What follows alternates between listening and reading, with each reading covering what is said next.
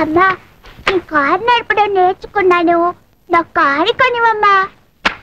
నాన్నగారు రాణి బాబు కొనివ్వమంటా.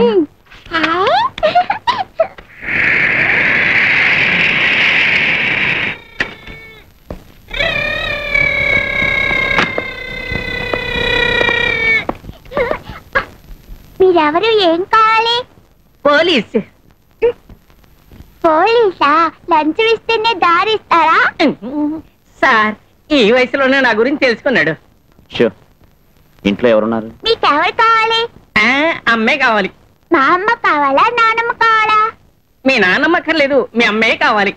కొంచెం ఉండండి, పిలుస్తాను. ఈ కుర్ర నాకనే తిరిగి ఉన్నాడు. వెంటనే తొక్కేస్తారు, ఐదుని కూడా కనవరు.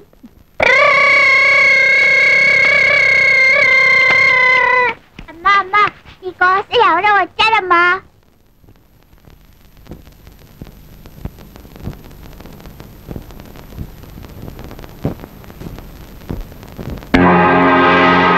ఎవరండి మీరు? మీకేం కావాలి? నేను పోలీస్ డిపార్ట్మెంట్ నుంచి వచ్చాను, మీ వారి గురించి తెలుసుకోవాలి. నేను పోలీస్ డిపార్ట్మెంట్ నుంచి వచ్చాను, మీ వారి గురించి తెలుసుకోవాలి.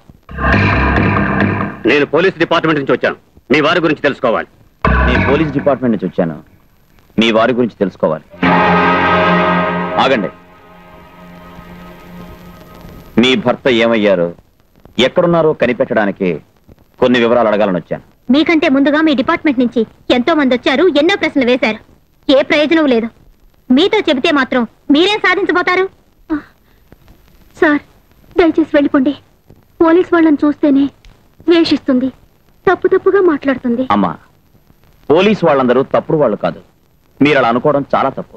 మంచి వాళ్ళని ఎలా సార్ బాకీ డ్రెస్, మంచిగా నడిచే వాళ్ళకు వైట్ డ్రెస్ ఇస్తారా మీ డిపార్ట్మెంట్? చాలా ఆవేశపడిపోతున్నారు, కొంచెం రిలాక్స్ అయ్యి అడిగే ప్రశ్నలకు బదులు చెప్పండి. మీరు అడిగే ప్రశ్నలకి నేను బదులు చెప్పాల్సిన అవసరం లేదు. నేను అడిగిన దానికి బదులు చెప్పకపోతే చట్ట ప్రకారం నేరం. ఏమిటి సార్ మీరు చేసేది? అరెస్ట్ చేస్తారా? చేసుకోండి సార్. మీ చట్టానికి ప్రశ్నలు వేయడమే తెలుసు, నాబోటి బాధించబడిన వారికి బదులు చెప్పడం తెలీదు. ఇలా చూడండి సార్, ఒక్కటే చెప్తున్నాను, నేను పోలీసులు నమ్మను, దేవుణ్ణే నమ్మాను. నా భర్త నాకు అందించే శక్తి దేవుడికి మాత్రమే ఉంది. ఆ బాధలోనే నేను కోపంగా మాట్లాడాను, నన్ను క్షమించండి. బాధించబడిన వాళ్ళందరికీ కోపం వచ్చి తీరుతుంది, అది నేను పెద్దగా పట్టించుకోను. నా కూతురు. నీ పేరేమిటమ్మా? నిర్మల. నిమి, బాబుతో వెళ్ళి ఆడుకోమ్మా. కమాన్ టామీ. కూర్చోండి.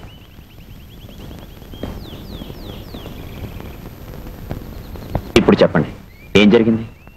గుంటూరు నుంచి వచ్చే చెల్లెల్ని రిసీవ్ చేసుకోవడానికి నా హస్బెండ్ రైల్వే స్టేషన్కి వెళ్లారు. ఆయన వెళ్లేలోగా ఆవిడ ఆటోలో వెళ్ళిపోయిందట.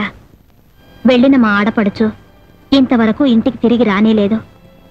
చెల్లెలు జాడ తెలుసుకోవాలని నా హస్బెండ్ పోలీస్ స్టేషన్కి ఎన్నోసార్లు తిరిగారు, కానీ వాళ్ళు ఏ యాక్షన్ తీసుకోలేదు.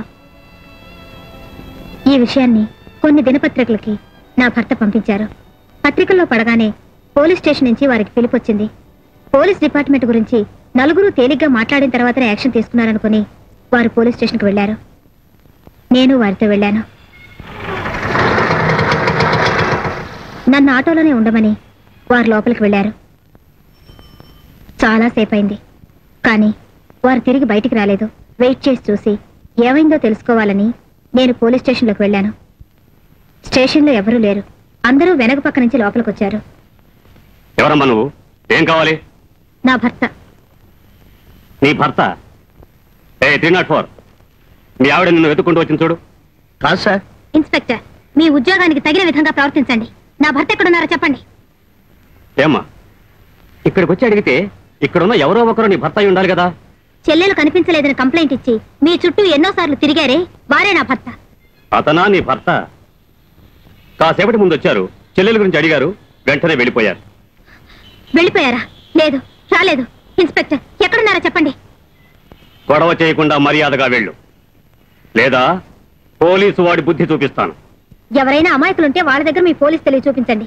నేను చాలాసేపటి నుంచి పోలీస్ స్టేషన్ బయటే కూర్చున్నాను, వారు రాలేదు. చూడమ్మా, నువ్వు బయట కూర్చుని గుమ్మ వంక చూస్తున్నావా, లేక వచ్చేపోయే మగాళ్ళని చూస్తున్నావా? ఇన్స్పెక్టర్, ఏమిటి మీరు అనేది? మర్యాదగా బయటికి పో, లేదా బ్రోతల్ కేసుని మీద బుక్ చేసి లోపల తోసేస్తాను.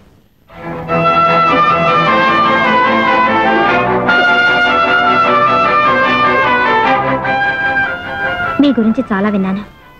అందరూ మీలాగే ఉంటే ఈ దేశంలో నేరస్తులు మాత్రమే కాదు, నేరం అనే మాటకే చోటుండదు.